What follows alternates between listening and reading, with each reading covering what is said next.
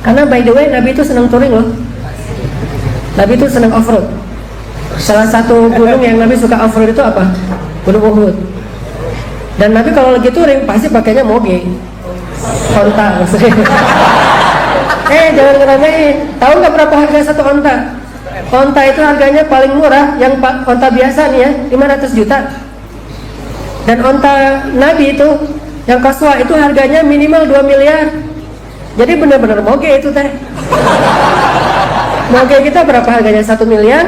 Masih kalah sama ontanya Nabi. Dan onta di Arab yang dipakai untuk keluar negeri disebut dengan onta rohilah. Onta rohilah itu harganya 100 onta yang lain. Kalau onta yang lain harganya 40 juta, ini 100 kali lipatnya. Ini onta rohilah, dan jarang banget orang Arab yang punya onta rohilah. Nabi punya itu buat touring. Kalau di dalam kota, Nabi pakainya motor biasa aja nih, keledai. Kalau buat perang, Nabi pakainya kendaraan cepat, ke kuda. Nabi itu punya 3 kendaraan terparkir di garasi beliau. Ada mereknya onta, ada mereknya kuda, ada mereknya keledai. Dan Nabi itu walaupun orang miskin, makannya sederhana, tapi fasilitas untuk dakwah, untuk touring, untuk main dalam tanda petik ya, itu lengkap loh. Bahkan Nabi sering ngadain kayak acara kontes gitu ya, kontes lomba onta, lomba menunggangi onta. Dan startnya di tengah padang pasir, finishnya di masjid. Itu jadi dalil saya bikin kontes skate sama BMX di masjid, di depan halaman masjid. Kita kalau bulan Ramadan itu bikin acara fasting and riding, dan ini udah yang kali yang kedua. Kontes skate, anak-anak skate kita bikin kayak obstacle gitu, dibikin floor biar bisa main skate. Terus anak-anak BMX juga pada backflip gitu kan, sama loncat-loncatan lah, pokoknya kayak bunny hoop gitu-gitu deh. Mainnya di depan masjid. Orang-orang nanya, kok depan masjid pakai skate segala macam BMX? Dia nggak tahu hadis Bukhari. Tahu nggak hadis tentang skate? Ternyata ada hadis tentang skate dan BMX. Apa hadisnya? Di Sahih Bukhari dengan judul, Imam Bukhari kasih judulnya beda. Judulnya apa? Bolehnya menamakan masjid dengan nama satu kabilah. Kan itu judulnya. Judul ini dari Imam Bukhari. Sedangkan teks hadisnya, Nabi pernah ngadain kayak kontes lomba naik onta dari satu titik di tengah padang pasir, finishnya di masjid kabilah Fulan. Bayangin suasana finish kira-kira gimana? Kalem atau rame? Pas orang datang rame-rame gitu, pemain penunggang onta yang nunggu gini-gini aja. Ada kopi nggak? Malas nggak gitu kan? Pasti heboh tuh, rame-rame teriak-teriak, ayo duluan gitu-gitu kan? Namanya depan masjid, ngadainnya di depan masjid, dan itu finish tuh, pasti heboh banget. Sehingga siapa yang duluan sampai ke masjid itu, dialah pemenangnya. Biasanya juara kontes onta ini yang sering dimenangin oleh anaknya Umar, Abdullah bin Umar. Dia penunggang onta yang terkenal di antara sahabat, sekaligus sniper juga. Kan Abdullah bin Umar itu pemanah yang luar biasa ya. Yang ngelindungin Khalid kalau lagi perang itu Abdullah loh. Dia di belakang, Khalid kalau udah berperang itu kayak lupa diri tuh, ke depan sendiri di tengah-tengah musuh. Nah yang ngelindungin Khalid siapa? Abdullah dari kejauhan. Jarak berapa ratus meter tuh panahnya Abdullah bisa kena tepat sasaran. Mata ya mata, mulut bener-bener. Itu Abdullah bin Umar. Dia mana sambil naik onta. Naik kuda masih mending, agak-agak stabil. Naik onta, bayangin onta lari sama kuda lari beda loh. Kalau kuda lari itu masih bisa gitu, masih kalau kelihatannya segitu ya. Saya pernah belajar kuda walaupun nggak jago, tapi masih gini ngimbanginnya. Tapi kalau onta tuh nggak bisa. Saya naik onta, dia jalan cepat dikit udah mau langsung loncat ke bawah, karena daripada jatuh kan malu-maluin, mending loncat sosok gaya gitu. Kenapa Ustadz loncat? Males di atas sini.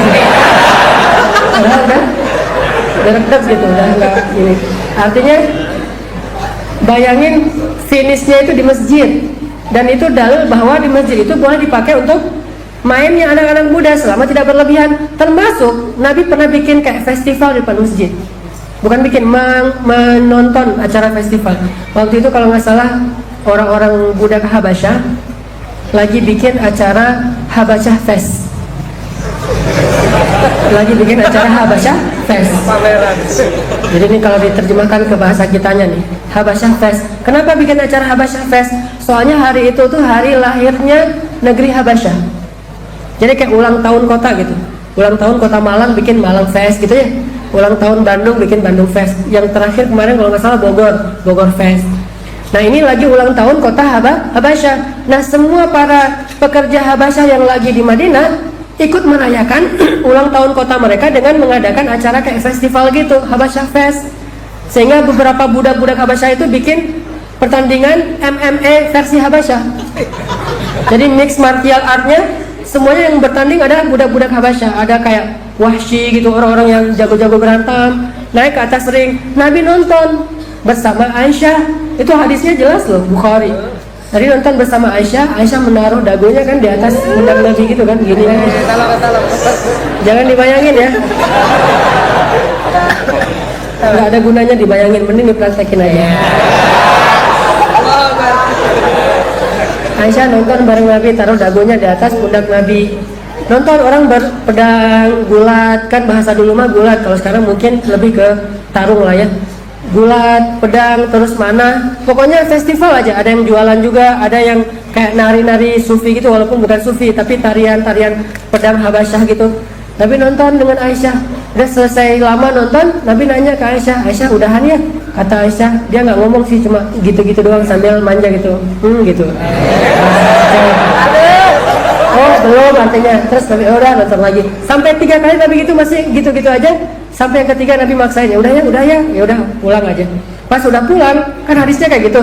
Aisyah komen di bawah. Jadi selain ngeposting hadis, Aisyah komen juga. Makanya saya bilang, kalau baca teks agama itu jangan cuma baca captionnya, baca juga komen-komennya. Karena bisa jadi captionnya itu nggak jelas sebelum kita baca komen. Baca hadis, baca juga syarahnya. Kalau cuma baca teksnya doang, captionnya doang, kita jadi salah paham. Hadisnya sahih, pemahamannya yang dhaif. Jadi bukan hadisnya dhaif, hadisnya sahih, cuma pemahamannya dhaif. Kayak kata Ali bin Abi Thalib, kalimatul haq urida bihal batil. Kalimatnya benar tapi dipahaminya batil. Nah Aisyah mengkomentari nih, komen terhadap teks tadi ketika dia sama Nabi nonton acara kayak tadi tuh. Udah selesai pulang, Aisyah komen, sebetulnya saya tuh nggak menikmati pertandingan itu loh, kata Aisyah. Saya tuh nggak menikmati orang-orang lagi tarung gitu. Apaan sih buat saya, buat cewek kan males banget nonton gitu. Mending window shopping kan. Mending saya ngelihat Hermes lagi diskon gak sih gitu kan. Saya mah nggak menikmati pertandingan, kata Aisyah. Tapi saya lagi pengen nunjukin ke orang-orang gimana mesranya saya dengan Rasulullah. Jadi Aisyah itu punya niat sendiri gitu, punya modusnya Aisyah pengen nunjukin gua tuh mesra banget loh sama Rasulullah, sehingga Aisyah sengaja ngeposting kemesraannya sama Rasulullah. Terus like-nya banyak lagi tuh. Wah Aisyah kerennya sama Rasulullah. Banyak yang baper komennya, pengen gitu. Banyak yang nunjukin ke temennya, mention, lo lihat nih siapa gitu. Jadilah viral, rame, di repost. Sampai sekarang masih di repost. Buktinya saya barusan nge-repost kan. Sampai sekarang di repost terus tuh berita, karena saking luar biasanya keluarga Nabi. Tapi pelajaran lainnya adalah Nabi itu juga nonton acara festival, dan itu merayakan hari jadi atau ulang tahunnya suatu negeri. Sama kayak Nabi pulang ke rumah Aisyah, ngelihat Aisyah lagi sama seorang cewek anak kecil gitu nyanyi.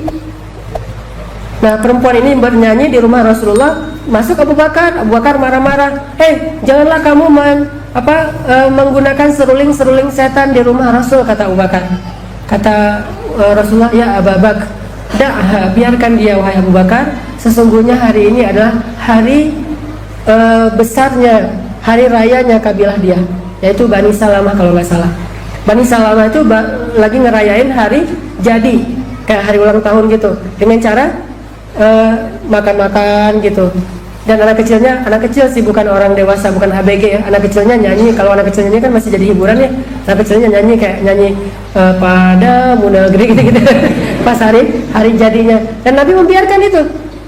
Ini menunjukkan bahwa ternyata dakwah Nabi itu bukan hanya soal bikin taklim, bukan hanya di dalam masjid, tapi dakwah Nabi juga itu adalah luas banget, sampai kemana-mana, ke komunitas-komunitas, lintas komunitas itu juga dakwah.